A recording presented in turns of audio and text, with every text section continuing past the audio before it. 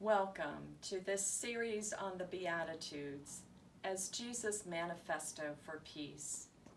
I am Pastor Janet Hellner-Burris of the Christian Church of Wilkinsburg, and we are delighted that you are joining us for this series. Today we are looking at the Beatitude, "Blessed are those who hunger and thirst for righteousness, for they will be satisfied." I bet at some point in your life you have said these words, "I'm starving. I could eat a horse." But the truth of the matter is that if you're watching a YouTube video, you probably have never truly been starving to death.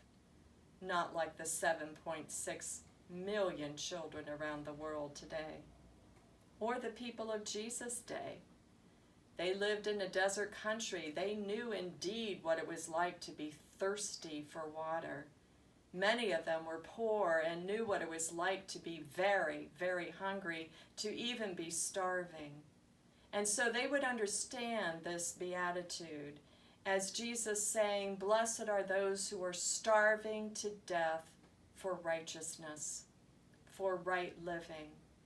They would understand that this is a matter of life and death, a survival need, this need for righteousness.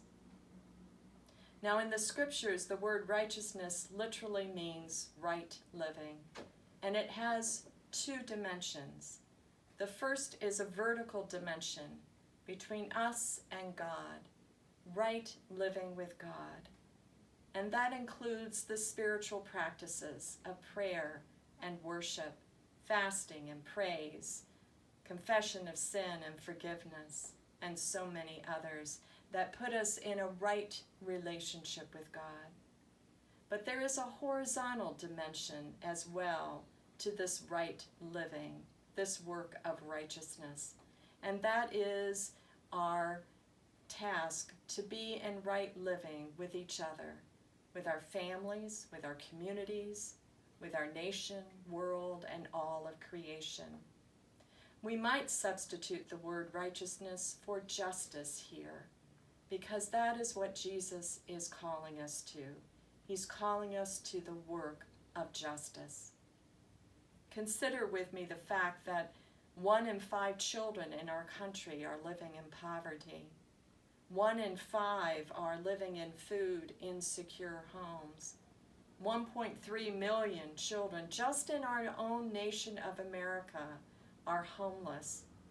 8,000 will be gunned down this year, 7,000 abused, and 430,000 are living in foster care, and that number is rising exponentially because of the opioid crisis.